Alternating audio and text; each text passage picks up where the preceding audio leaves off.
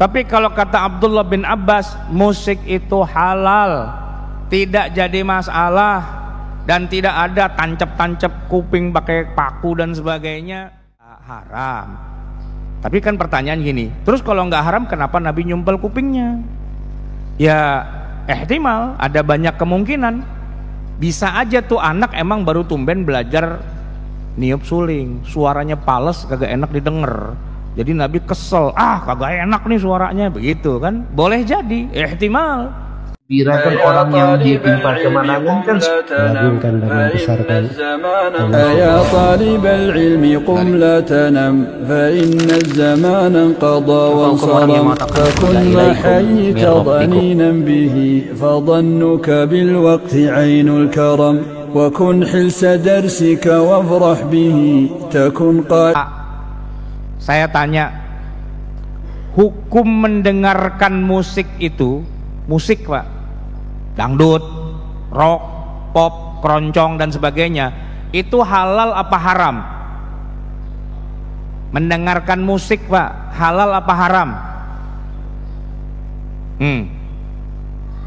Di kalangan sahabat pecah dua. Ini baru di sahabat udah pecah dua.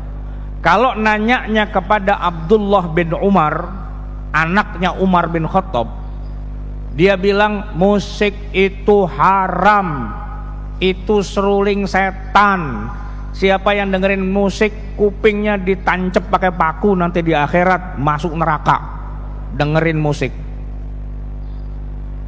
Tapi kalau kata Abdullah bin Abbas, musik itu halal, tidak jadi masalah, dan tidak ada tancap-tancap kuping pakai paku dan sebagainya, enggak masalah. Pak, yang beda pendapat bukan kita. Itu yang satu Abdullah bin Umar, sahabat Nabi, anaknya Umar bin Khattab. Yang satu lagi Abdullah bin Abbas, sepupunya Nabi. Nah, ini dua sahabat, dua-duanya dijamin masuk surga. Cuman yang satu bilang musik haram, yang satu bilang musik halal. Kita mau tanya sama Abdullah bin Umar, kenapa jadi haram? Dia bilang apa? Begini, kenapa saya bilang haram?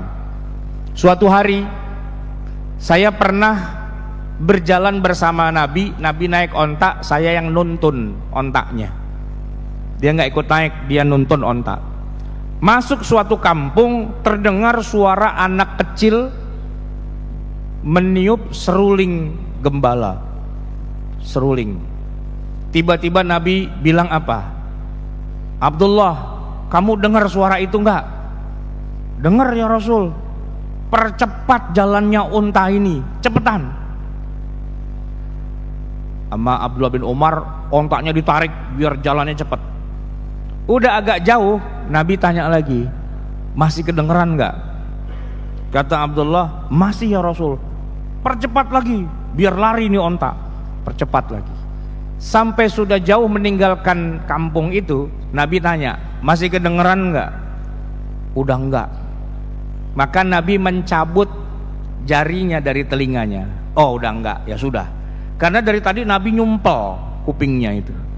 Sambil nanya, masih kedengeran enggak? Masih. Terus. Udah jauh, masih kedengeran enggak? Masih ya Rasul. Terus. Gitu. Kata Abdullah bin Abbas, Abdullah bin Umar, itulah dalil kenapa musik itu haram. Karena Nabi nyumpel telinganya dengan dua jarinya itu. Haram.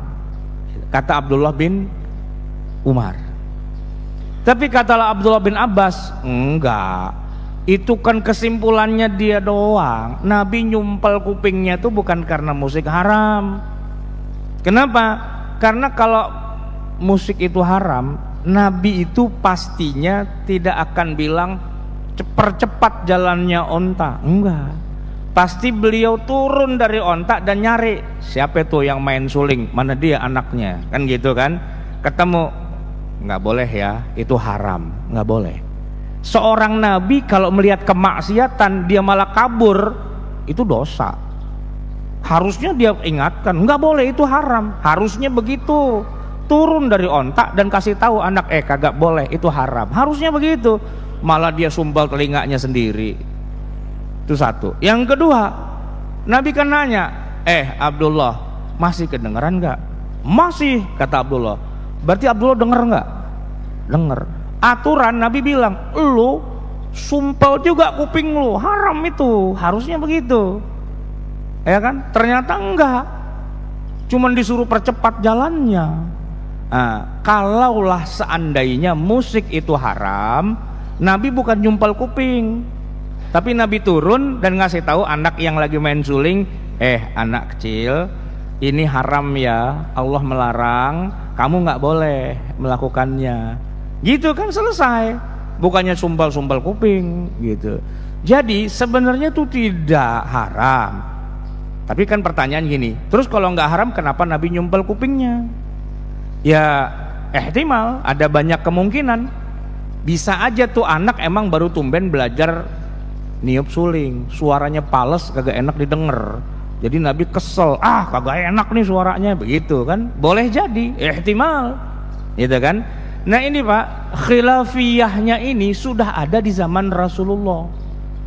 Nah jadi kalau para sahabat itu kemudian mengajarkan kepada muridnya, dan mengajarkan lagi pada muridnya, dan mengajar pada muridnya, hasilnya dua berbeda.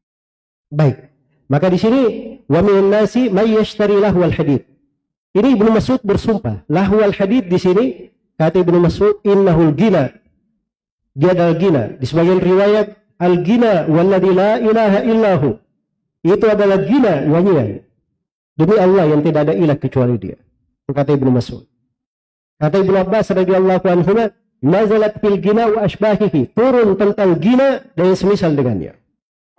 Ayat ini. Itu juga dari Ibnu Umar, Jabir bin Abdullah radhiyallahu anhuma. Dan ini 4 orang sahabat Rasulullah sallallahu alaihi wasallam. Tidak ada yang menafsirkan dengan tafsir itu di ayat ini seperti penafsiran mereka, dan tidak ada yang menyelisihi mereka. Tidak ada yang menyelisihi mereka. Dan tafsir sahabat, ini perhatikan ya, tafsir sahabat bagaimana yang diterangkan oleh Al-Hakim dalam Ma'rifah Ulumul Hadits dan ditakrir oleh banyak ulama di buku-buku mustalah, bahwa tafsirnya sahabat itu memiliki hukum hadits marfu'. Sebab tidak mungkin sahabat itu menafsirkan dari kantongnya sendiri. Pasti diambil dari siapa? Dari Nabi sallallahu alaihi wasallam. Apalagi Ibnu Mas'ud radhiyallahu taala anhu bersumpah di sini. Beliau bersumpah bahwa lahwal hadits adalah apa? Al-gina. Tidak diketahui ada sahabat yang menyelisihi mereka. Demikian pula dari para tabi'in. Iya. Mujahid, Ikrimah, Makhul, Ibrahim an-Nakhai, Atha al-Khurasani, Al-Hasan al-Basri, Sa'id bin Jubair, Kutabah bin Di'ama, Maimun bin Mihran, Habib bin Abi Thabit, Amr bin Shu'aib, Abdul Malik bin Jurayj, Sa'id bin Musayyab. 13 orang tabi'in. Menafsirkan dengan penafsiran yang apa? Yang sama. Jelas? Ada yang meragukan makna ayat? Tidak ada yang meragukan makna ayat itu. Bahwa itu adalah al-gina. Itu adalah al-gina.